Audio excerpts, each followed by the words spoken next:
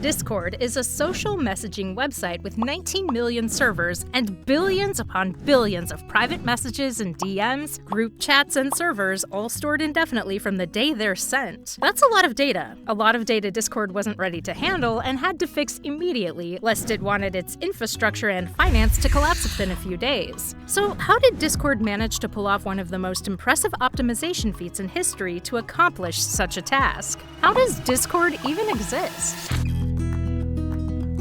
Discord previously transmitted messages using a data format called JSON, which requires a lot of additional metadata and structure to be included with each message and makes it highly inefficient to store all this data. So, how does JSON make it all work? Discord runs on a lightning-fast system where messages zip through WebSocket connections using Elixir on Erlang to handle millions of simultaneous chats. Initially struggling with 120-byte JSON messages, they brilliantly compressed data using Snowflake IDs, combining timestamp and ID into one, message pack, a binary JSON format, and ETF, or external term format. It's like watching a master Marie Kondo organize a teenager's chaotic room into a Zen sanctuary, but for data.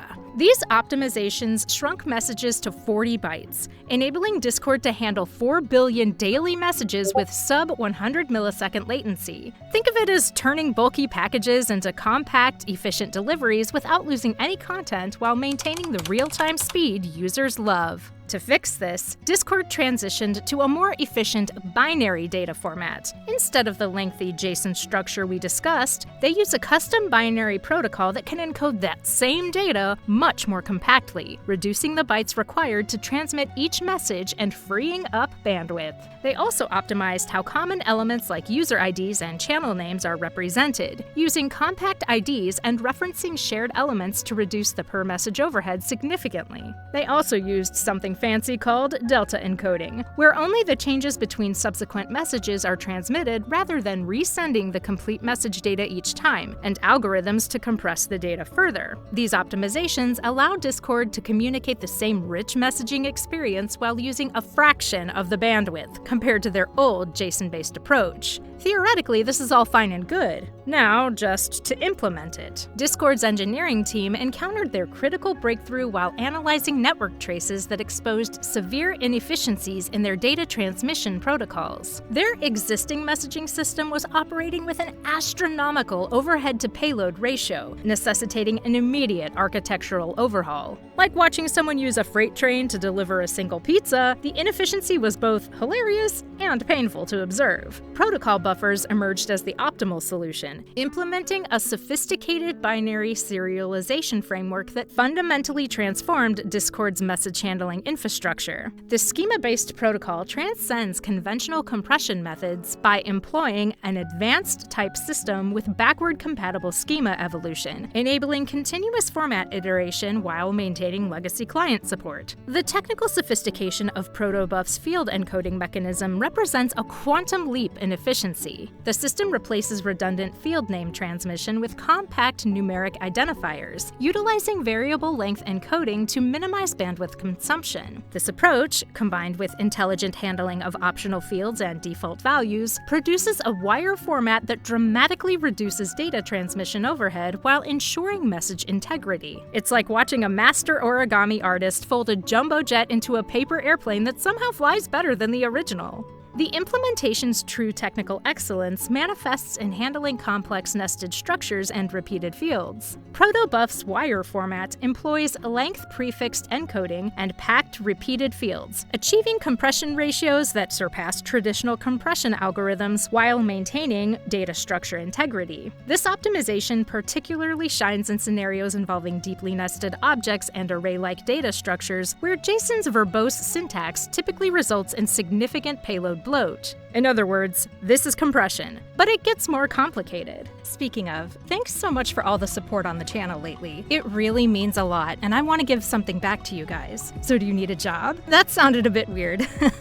But whether you're a UX designer, app developer, freelancer, or just a curious viewer, I want to get to know you guys, share some UX and UI tips, and maybe even get a gig. So I made a Discord channel for us and want to make this the place to be for front and professionals. And I'm having talks with people to get some employers in there so you can connect with them too and find some jobs in the future. I'm really excited to get this thing started, so I hope you'll join me. Discord's compression is much more complicated than trying to make each message as short as possible. You know how your grandma can guess what you're about to say before you finish your sentence? Discord's done that for its messages, and oh boy, did it work. They squeezed those messages down to as tiny as 40 bytes each, which meant that the usual load of around 30 gigs of messages an hour got compressed to less than 10. So how exactly does that all work? Well, just like video compression, text compression realizes that many phrases and words we use are the same or similar across many messages, like the words the, a, lol, and so on. If we tune the compression algorithm to compress those phrases automatically, it dramatically reduces the load of all messages, sometimes as low as 12 singular bytes. In fact, over a typical gaming session of 3 hours, the average Discord user now saves enough bandwidth to download an entire episode of their favorite show, down from the old 180 megabytes of data to 60, cutting costs and storage requirements down by a third without sacrificing any speed. Over time, this system keeps getting fine-tuned to the point where there are around 1,200 new common patterns for every million messages thrown into it. Okay, that's great and all, but what are the actual technicalities behind this? Discord's binary protocol architecture represents a breakthrough in messaging efficiency through its zero-copy serialization protocol operating at the binary level. At its core, the engineering team developed a sophisticated variable length quality, or VLQ, encoding implementation that dynamically adjusts message header sizes between 2 and 5 bytes, optimizing space based on payload requirements. The custom frame format demonstrates remarkable efficiency through its 8-bit header structure. The version bits ensure future protocol compatibility, while type bits efficiently encode 8 possible message categories. Flag bits handle essential controls for compression, priority, and processing directives, followed by the VLQ length encoding and the actual payload data. The implementation's technical sophistication extends to its zero-allocation ring buffer system, which eliminates heap allocations during high-throughput periods. This lock-free circular buffer enables efficient message batching directly at the binary level, significantly reducing memory overhead. The header optimization further enhances performance by minimizing CPU cycles for frame parsing, operating through direct binary manipulation without intermediate representations. The batch processing system automatically coalesces messages during high-throughput periods, performing binary-level deduplication of repeated data structures. The system dynamically adjusts packet sizing based on network conditions, ensuring optimal transmission efficiency. The implementation achieves maximum throughput by operating directly at the binary level, while maintaining protocol extensibility and processing speed. This makes it one of the most efficient messaging protocols in production today. There's no point in all these fancy compressions if the network is jammed.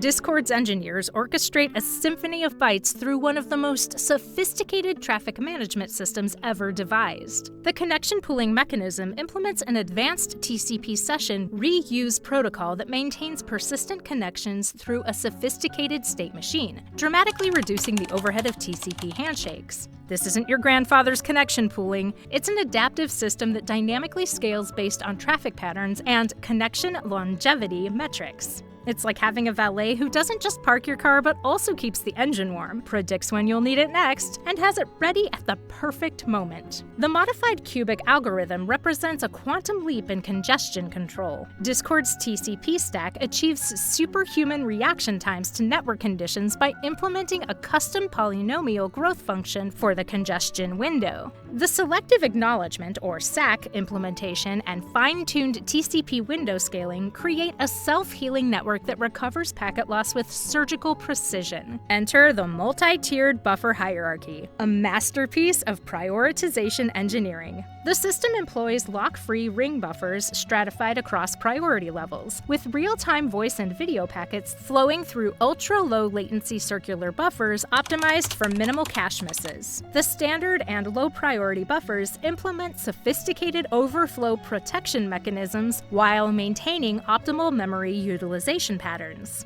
Inspired by HTTP/2, but evolved beyond recognition, the multiplexing system implements a custom stream multiplexer that would make network protocol designers weep with joy. It interleaves multiple data streams with microsecond-level precision, using a priority-based scheduling algorithm that ensures optimal resource utilization while maintaining quality of service guarantees for each stream type. It's like watching a master juggler handle chainsaws, flaming torches, and delicate crystal balls simultaneously. Except instead of dropping anything, they're adding more objects while doing backflips. The pièce de résistance is the credit-based flow control system. This distributed algorithm maintains individual flow control windows for each stream, dynamically adjusting based on real-time network telemetry. The system implements a sophisticated feedback loop that modulates window sizes using a custom congestion avoidance algorithm, ensuring optimal throughput while preventing network saturation.